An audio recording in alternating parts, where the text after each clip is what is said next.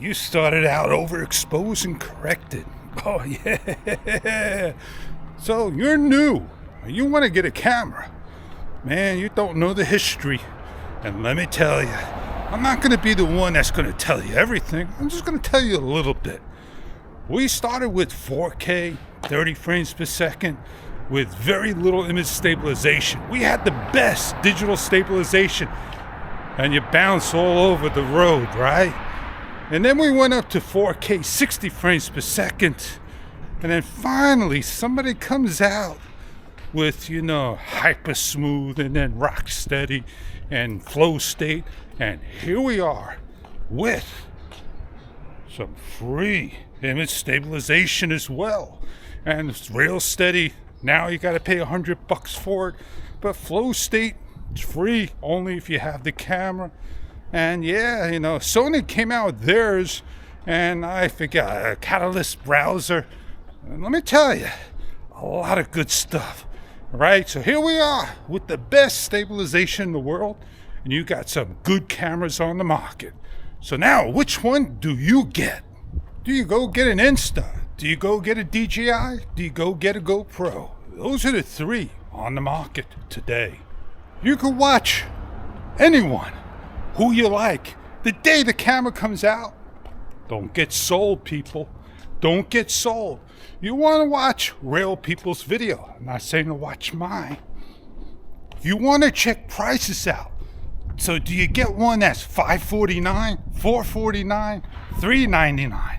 Oh man, they're hard to choose from now. You want all the bells and whistles and artificial intelligence? Or do you want something very plain and simple and easy to do and don't care about other things in the camera? Because I'm shooting today on the DJI Osmo Action 4 doesn't mean you should or shouldn't or may not want this camera. This is probably one of the cameras with the minimal issues on the market, but not all the features and functions that you want out of it. I don't want to cut this short, but I want to get everything out in a quick, timely manner, but it may be a part 2 video. If you're after a GoPro, remember, it's not the biggest sensor in the world. It's the tallest sensor, 1.19. But the DJI Osmo Action 4 and the Insta360 Ace Pro are the 1 1/3 sensor, while the Ace Basic is a 0.5 inch sensor. So that is an option you got to make in low level lighting. Just take note how DJI says it's low light enabled, while Insta says it's pure video. Don't get fooled by the names. You want something compact, portable in size? The DJI is probably the most ideal camera on the market.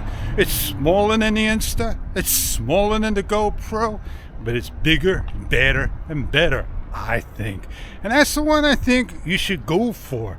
But if you want to go pro because of the name, wait for the software to come out in 2024, and you're going to have quick desktop. Well, yeah, we got this light box or whatever it's called. It's on there from DJI. And Insta's got excellent software as well. But all the bells and whistles, you want it. It ain't going to be DJI. Do you know those videos, right? The latest one from Insta, right? And guess what?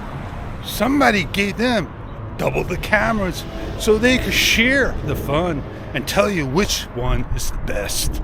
In no way or form have I been paid or said or told you or this or that, whatever the words are.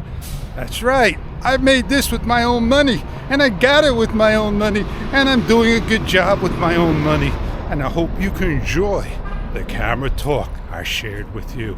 And on that note, I am Fish, and I'll see you on part 2 on my way back.